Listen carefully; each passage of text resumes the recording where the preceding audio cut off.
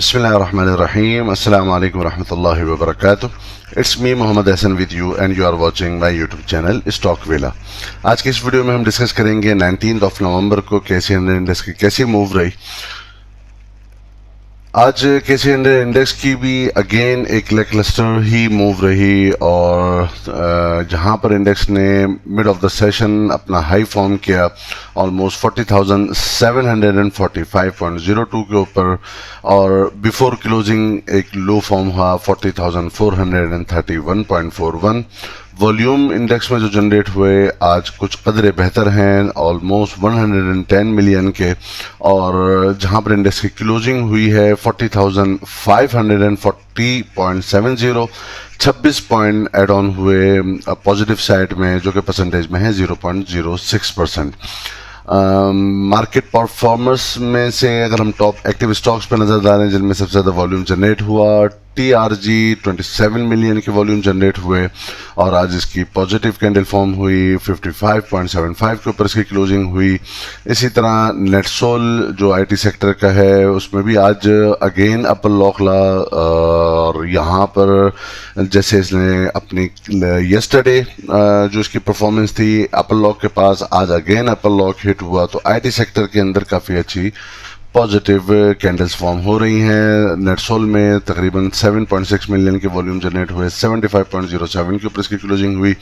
Unity में आज positivity रही 47 पैसे की। FABL फैसल बैंक के अंदर आज बैंकिंग सेक्टर में पॉजिटिविटी रही और इसमें वॉल्यूम तकरीबन 9 मिलियन के वॉल्यूम जनरेट हुए। ASL जहां पर ओपनिंग थी कल आज की और वहीं पर ही क्लोजिंग हुई है। MLCF में आज 29 पैसे की पॉजिटिव कैंडल फॉर्म हुई है। SNBL सुनेरी बैंक के अंदर भी आज काफ़ी वॉल्यूम जनरेट हुए और हम देख रहे हैं कि ये तकरीबन थर्ड टाइम इसी वीक के अंदर ऑलमोस्ट ये अपने वॉल्यूमेट्रिक बेसिस पे इस पे काम हो रहा है। 9.91 के ऊपर इसकी क्लोजिंग हुई और 20 पैसे इसके शेयर प्राइस इंक्रीज हुए। WTL के अंदर वॉल्यूम जनरेट हुए 1 पैसा इसकी शेयर प्राइस डिक्रीज हुई। AVN एज आई सेड जिस तरह IT सेक्टर के अंदर काम हो रहा है AVN ने भी आज पॉजिटिव कैंडल फॉर्म की 67.29 के ऊपर इसकी क्लोजिंग हुई। PRL के अंदर 7 पैसे शेयर प्राइस के डिक्रीज हुए और ऑलमोस्ट 4.392 मिलियन के वॉल्यूम जनरेट हुए। इसके बाद हम देखते हैं सबसे पहले एक नज़र डालते हैं ज़रा FIPLP की डेटा की तरफ।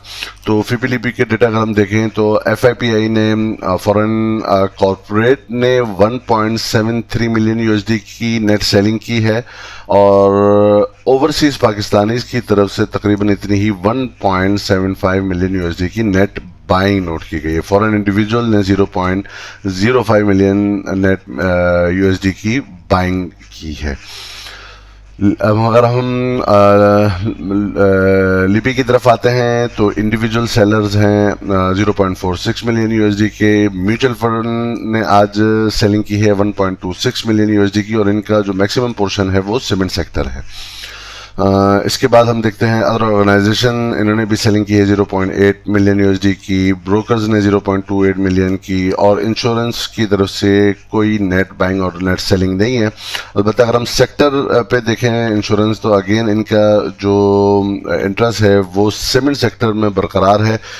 म्यूचुअल फंड सीमेंट सेक्टर को सेल कर रहा है जबकि इंश्योरेंस कंटिन्यूसली बिल्ड कर रहे हैं अपनी पोजीशन को सीमेंट सेक्टर के अंदर और इंश्योरेंस की तरफ से अदर सेक्टर्स के अंदर भी नेट बाइंग है 0.75 मिलियन USD की जबकि बैंकिंग सेक्टर के अंदर और ENP सेक्टर के अंदर इनकी नेट सेलिंग ही है।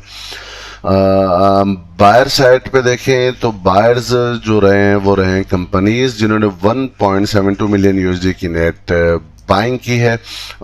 बैंक्स ने बाइंग की है 0.26 मिलियन की और NBFC ने बाइंग की है 0.04 मिलियन USD की।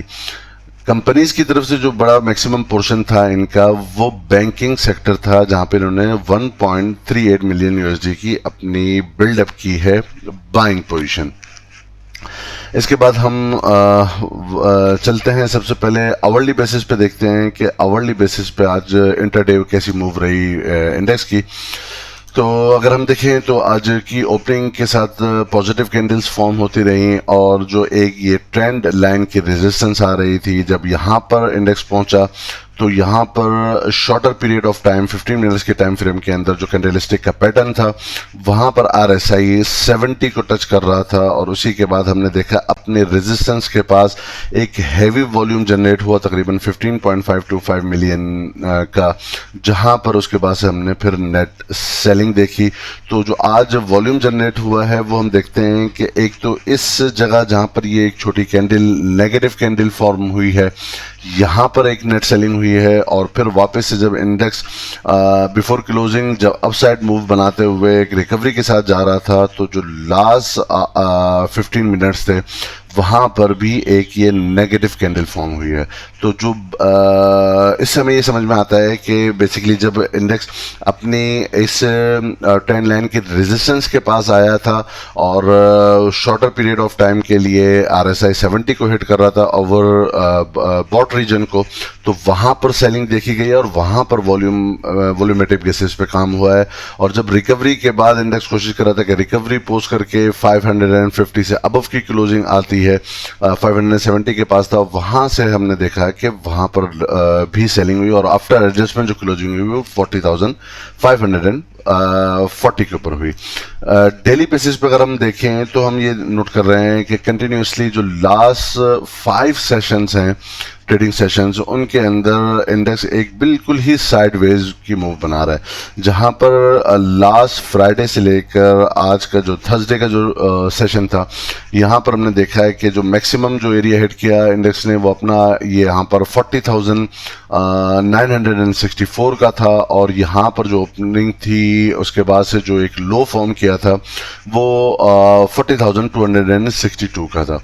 तो बेसिकली इंडेक्स ये बिल्कुल इस छोटे से बैंड के अंदर ही मूव किया है और ये कंटिन्यूसली साइडवेज की ही मूव बता रहा है। पर्टिकुलरली अगर हम आज की कैंडल को देखें तो आज के कैंडल का विक अगेन ऊपर है, यहाँ पर भी सेलिंग प्रेशर हमें दिख रहा है, यहाँ पर भी विक ऊपर है, सेलिंग प्रेशर दिख रहा है, यहाँ पर भी है, यहाँ पर भी सेलिंग प्रेशर दिख रहा है, लेकिन ये सेलिंग प्रेशर इतना ज़्यादा नहीं है, बियर्स इतने अभी डोमिनेंट नहीं है कि वो मार्केट को बहुत तेजी के साथ नीचे ट्रैक करें। लेकिन अगर हम बुल्स की तरफ से काफ़ी एफर्ट्स हैं कि वो मेंटेन रखें अपना इस 40,250 की सपोर्ट को और इसको नीचे ब्रीच अभी तक ना बेयर्स की तरफ से किया गया है और ना ही बुल्स की तरफ से 40,950 का जो एक मार्क है जिसके बाद पॉजिटिविटी कुछ बढ़ जाएगी, ना बेयर बुल्स के अंदर इतनी पोटेंशियल रही है कि वो वहां पर क्लोजिंग कर सकें। तो ये बिल्कुल एक इंटायरली साइडवेज की मूव है। अब अगर हम ये देखते हैं कि यहाँ पर इंडेक्स ने अपने इस बॉलिंजर बैंड की जो 20 DMA लाइन है इसको मल्टीपल टाइम टेस्ट किया है, इस 16 नवंबर को भी किया है, 17 को भी इससे ऊपर भी काफ़ी देर जाने की कोशिश की लेकिन वहाँ से रिजेक्शन आई और आज अगेन 40,750 के अराउंड में जो इस डायनामिक मूविंग एवरेज की जो रेजिस्टेंस थी उसको वापस से टेस्ट किया लेकिन वहाँ पर भी सस्टेन नहीं कर सका। ये एक बड़ा सिग्नल है, ऑल्दो अभी भी साइडवेज है, एक वीक सिग्नल है कि अब आगे कंटिन्यूसली इंडेक्स बिल्कुल इस छोटे से सेक्शन के अंदर हर वक्त नहीं रह सकता, तो किसी न किसी तरफ अब मूव अनकरीब हमें हमें लगता है कि अब आएगी और चाहे वो अगर इंडेक्स अपनी ये 40,950 से अबव की क्लोजिंग देगा तो पॉजिटिव साइड में कुछ मोमेंटम गेन हो जाएगा और अगर 40,250 से नीचे की क्लोजिंग देगा तो फिर यहाँ पर नीचे की तरफ मोमेंटम फिर हम देख सकते हैं। आज के वॉल्यूम के ऊपर बात की जाए तो कोई बहुत ज़्यादा हम ये नहीं कह सकते कि बहुत अच्छे वॉल्यूम है कंपैरेटिवली, लेकिन हम ये पहले भी डिस्कस कर चुके हैं कि जो जनरल पहले मार्केट में वॉल्यूम जनरेट होते थे वो भी तकरीबन इतने ही वॉल्यूम जनरेट होते थे, लेकिन कंपैरेटिवली चूंकि पीछे सेशंस के अंदर एक जो बड़ी एक बुल रैली चलती हुई आ रही थी वहां पे जितना वॉल्यूमेट्रिक बेसिस पे काम हो रहा था उतना नहीं हुआ। अलबत्ता कंपैरेटिवली लास्ट 2 ट्रेडिंग सेशन के मुकाबले में बेहतर वॉल्यूम है। इंडिकेटर्स पे अगेन ये बिल्कुल साइडवेज की ही बता रहा है। जहां से शुरू हुआ ये वीक, लास्ट वीक जहां पर एंड हुआ था, ऑलमोस्ट उसी के पास ही हम ट्रेडिंग कर रहे हैं। साइडवेज है। इंडिकेटर पे नजर डालें मैकडी में, ये भी बिल्कुल साइडवेज ही को इंडिकेट कर रहा है। एसएमआई इंडिकेटर पर नजर डालें, ये भी अगेन साइडवेज और बिट नेगेटिव साइड को इंडिकेट कर रहा है। यहाँ पर हम नजर डालें, ये भी बिल्कुल साइडवेज को ही इंडिकेट कर रहा है। तो all the indicators are showing a sideways move. ये साइडवेज मूव डेली बेसिस पे अभी हमें कंटिन्यूसली पूरे इस वीक के अंदर हमें नजर आई है। लेकिन ये साइडवेज मूव जो हमें दिख रही है, ये किसी भी एक तरफ का पलड़ा भारी नहीं दिखा रही, ना बियर्स का है ना बुल्स का है। अलबत्ता हम ये ज़रूर नोट कर रहे हैं कि मैक्सिमम जितने सेक्टर्स और जो भी स्क्रिप्ट्स हैं वो अभी बड़े टाइट कंसोलिडेशन के एरिया के अंदर हैं अभी।